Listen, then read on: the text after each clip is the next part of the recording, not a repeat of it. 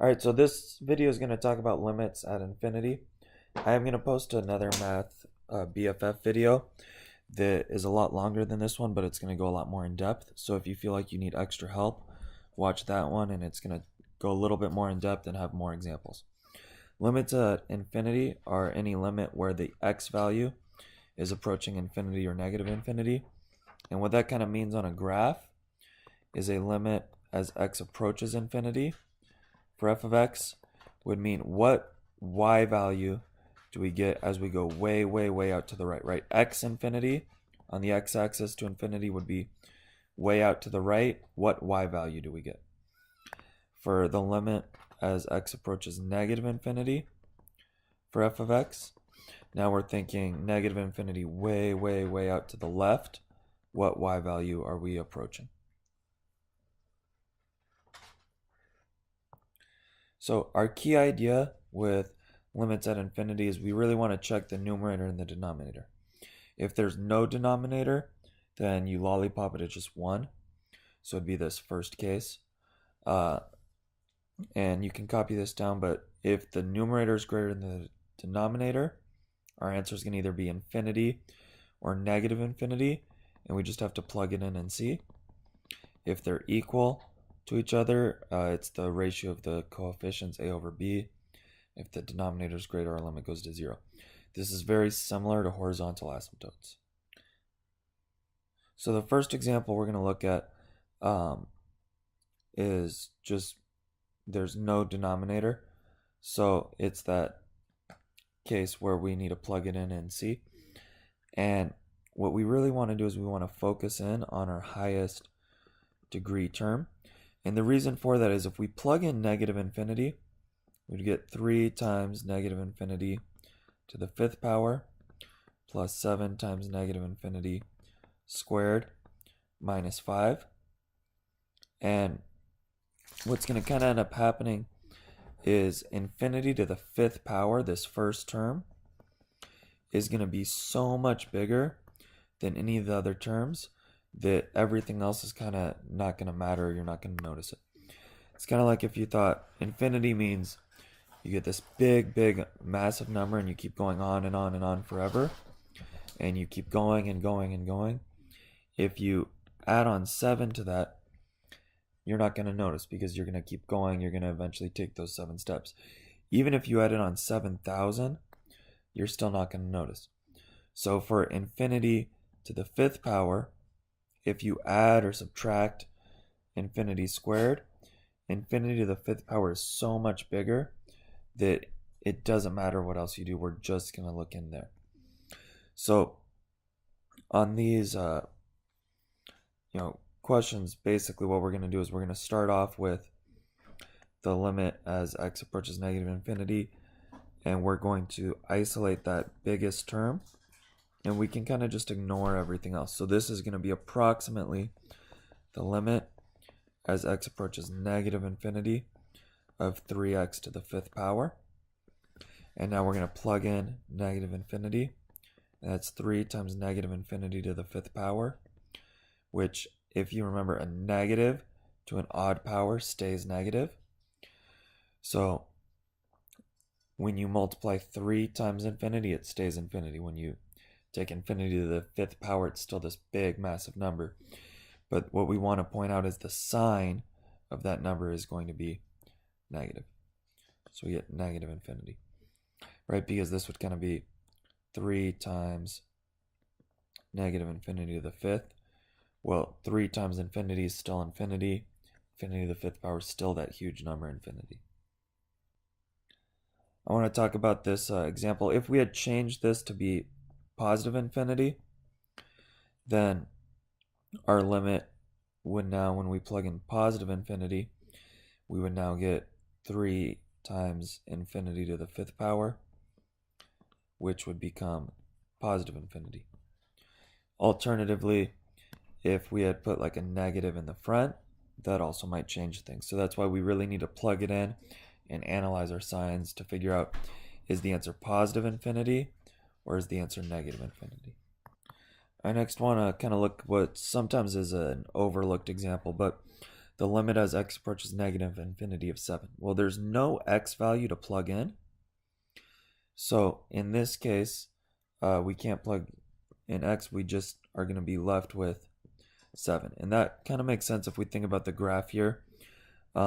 If you graph y equals 7, you would have a horizontal graph. And so as we go out all the way, right, negative infinity was as we go way out to the left, your graph is still just approaching a y value of 7. All right, the next example we're going to look at is a rational function. And same thing, we want to just really isolate, focus in on our highest degree terms. And so what I like to do is, you can cross that out if you want. I like to just say this is approximately the same as having the limit as x approaches infinity of x cubed divided by 4x. And then I like to start looking at simplifying. So in this case, we could simplify, divide out an x, and that gives us the limit as x approaches infinity of x squared divided by 4. And if you plug in infinity, that's going to give you infinity squared divided by 4. Well, infinity squared is still a really massive number. It's still infinity. And if you take infinity and you divide it by 4, it's going to just keep going and going and going. So it is still going to just be infinity. And that makes sense, right? If we look at those shortcuts, and you don't have to solve this, I'm showing you out, but you can look at the shortcut, which was our numerator was greater than our denominator. And if you kind of look at the signs, everything's positive, positive, positive. You can kind of jump and shortcut over there. Now, what if we took the same example, but we instead made it, instead of x approaching infinity, we looked at when x approaches negative infinity.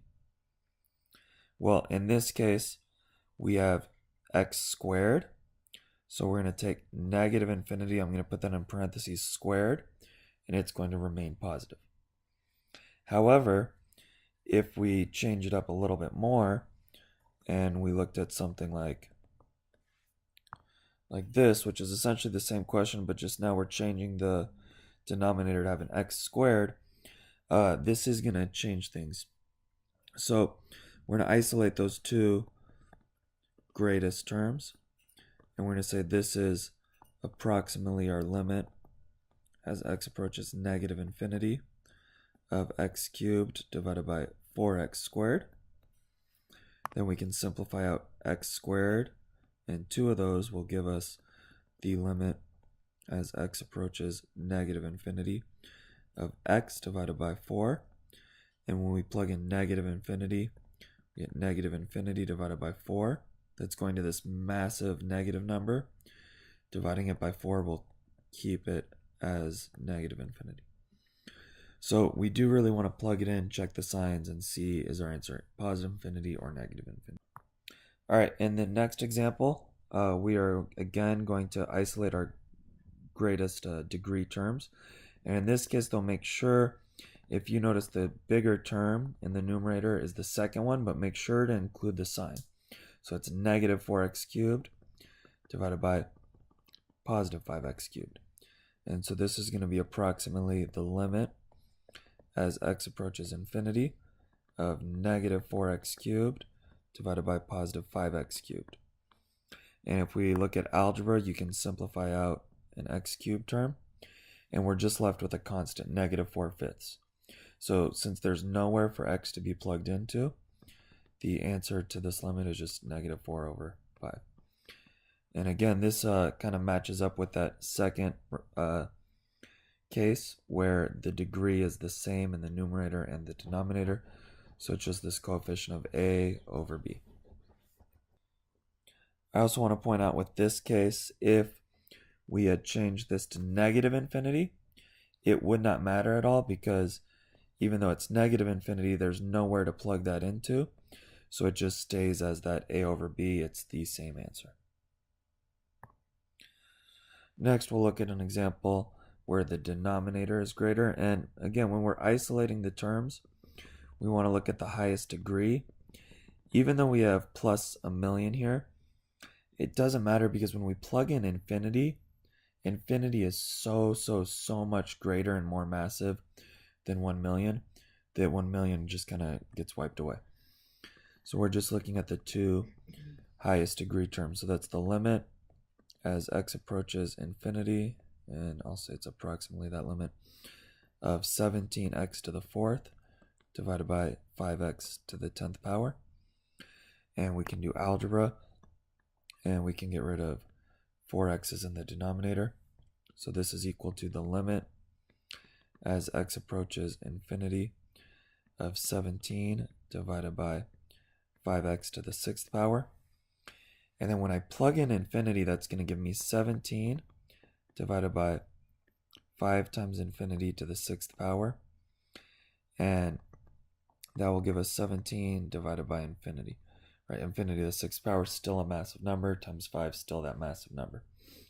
So when we divide by infinity, this is like I had 17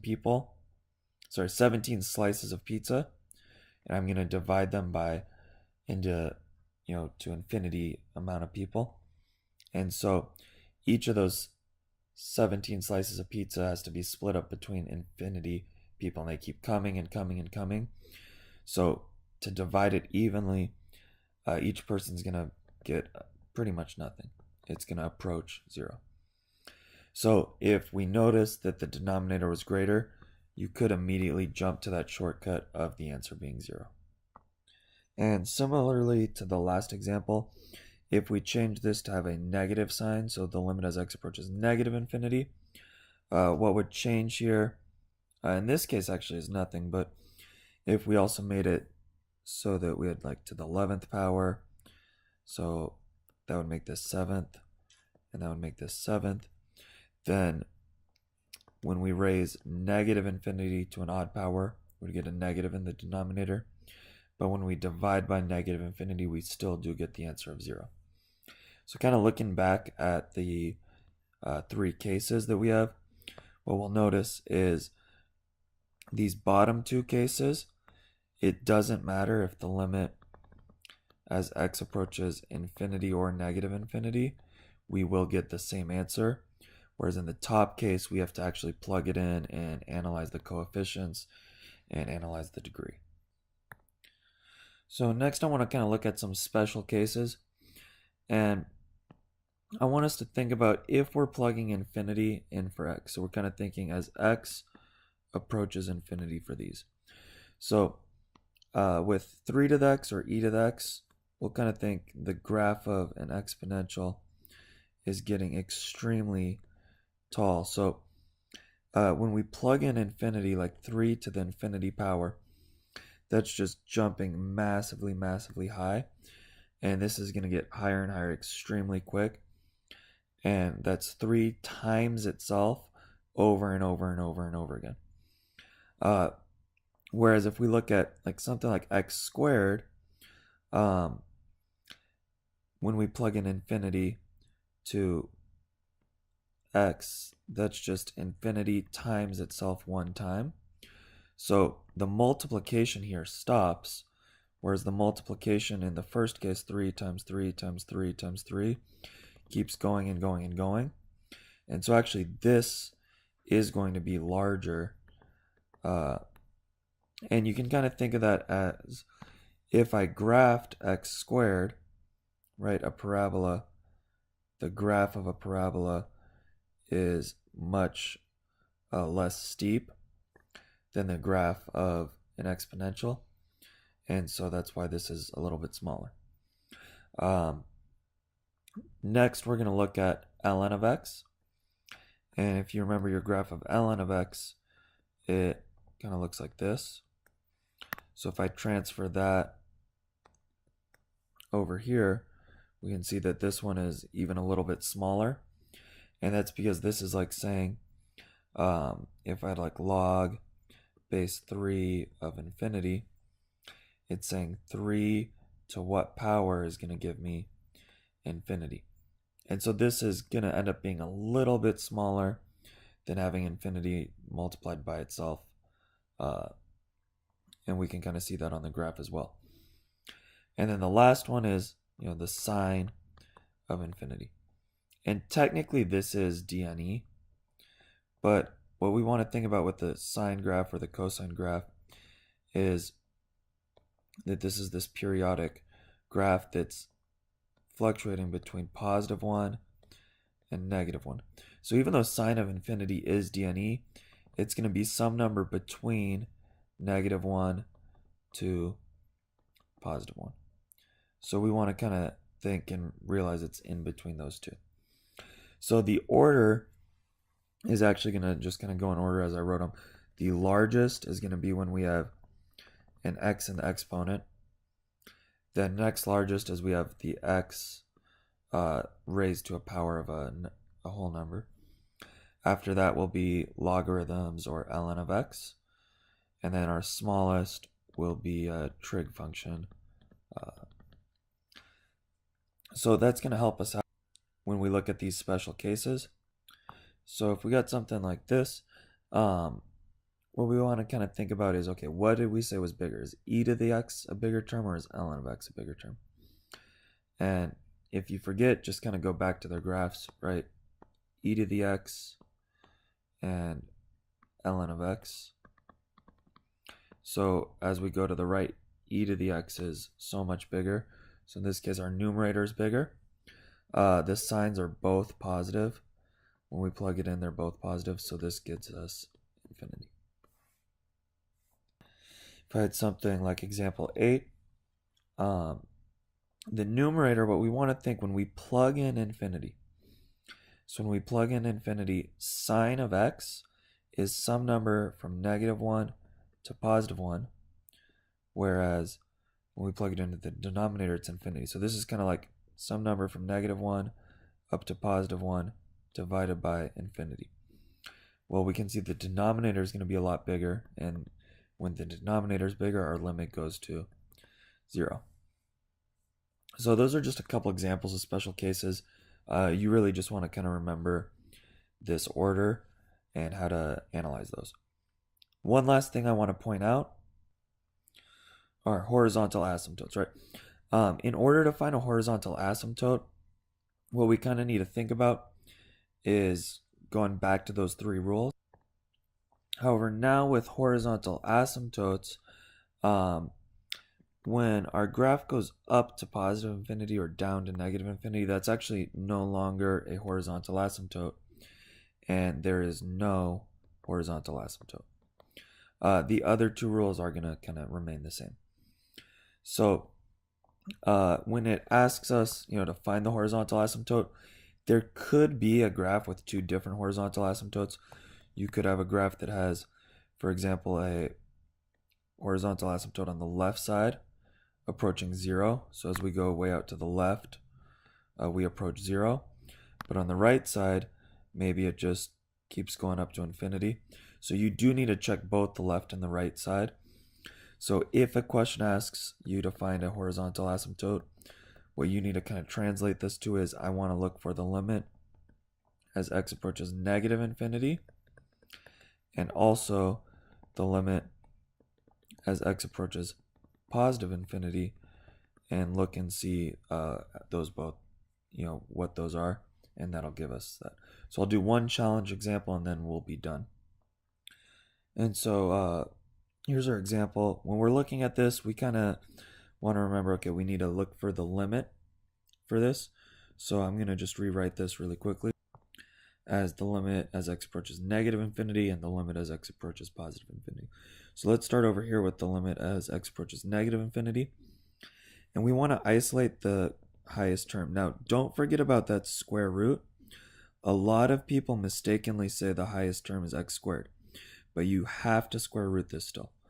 So this is the limit as x approaches negative infinity of the square root of 2x squared divided by negative x. And the square root of x squared will cancel out as just x. So what this actually becomes is it becomes the limit as x approaches negative infinity of, now this is where it gets a little bit tricky. A lot of times in math, will cancel out a square with a square root. But what always happens is, like, if I have, say, 3 squared, we just say that that's 3. And notice that it's just positive 3. Whereas if I had 9, generally we say that's plus or minus 3. And we kind of just do that naturally in math. But what happens is when we're doing this square case, it's actually always going to be the absolute value. And we just say it's positive. So where that gets important is that when we're canceling it out with an x, radical x squared, we need to make sure we're writing this as the absolute value of x. So for us, this is going to become, I'm going to kind of take the x squared and square root that, and we're going to get the absolute value of x times radical 2 divided by negative x. Now, these x's are going to cancel out, but I want us to analyze the signs. So that's going to give us the absolute value of negative infinity, radical 2, divided by negative infinity. That gives us on the top, infinity times radical 2, divided by on the bottom, positive infinity. And those are going to cancel, and we just are left with positive radical 2. So on the left side, our horizontal asymptote, remember it's a horizontal asymptote, the full answer would really not be the limit, it would be y equals radical 2. And then now we're going to do that same concept. I'm going to kind of jump ahead to this being the limit as x approaches infinity of the absolute value of x, radical 2 divided by negative x, right? And now when I plug in infinity, that's going to give us the absolute value of infinity, radical 2 divided by negative infinity. And that's infinity radical 2 divided by negative infinity. And the infinities cancel out, but we see that there's this negative sign in the denominator. So this will be y equals negative radical 2. All right, hope that helped. If you need more examples, more explanations, watch the second video. If you feel confident, get ready.